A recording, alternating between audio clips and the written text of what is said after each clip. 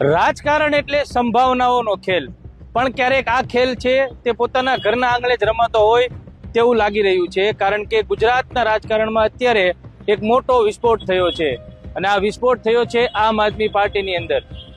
આમ આદમી પાર્ટી એટલે શિસ્ત અને બદલાવની વાતો કરતી પાર્ટી છે.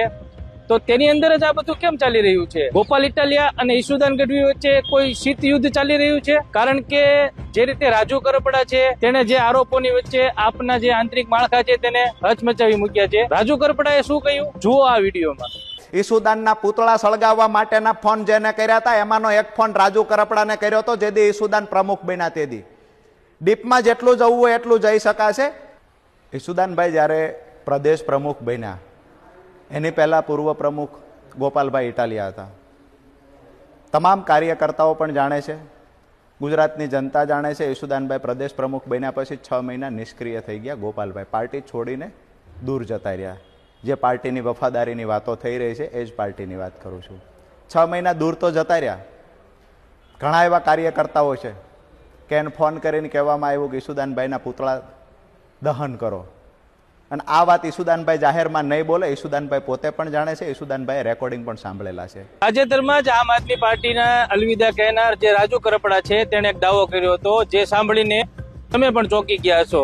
કારણ કે આરોપ જ એવો હતો કે ઈશુદાન ગઢવી અને જ્યારે ગોપાલ ઇટાલિયા જ્યારે પ્રદેશ પ્રમુખમાંથી હટાવવામાં આવ્યા અને ઈશુદાન ગઢવીને પ્રદેશ પ્રમુખ બનાવવામાં આવ્યા ત્યારે ગોપાલ ઇટાલિયા ખૂબ નારાજ હતા, એ બધાને ખબર જ છે.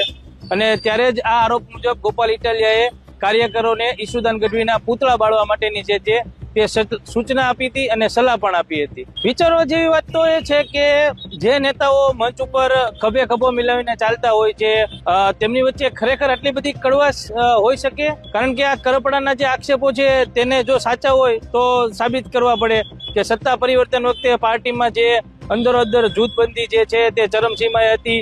એક બાજુ ઈશુદાન ગઢવી છે તે પોતાનું કદ વધારવાની પેરવીમાં હતા, તો બીજી બાજુ ઇટાલિયા જે ગોપાલ ઇટાલિયા છે તેના સમર્થકોમાં નારાજગી જોવા મળી હતી.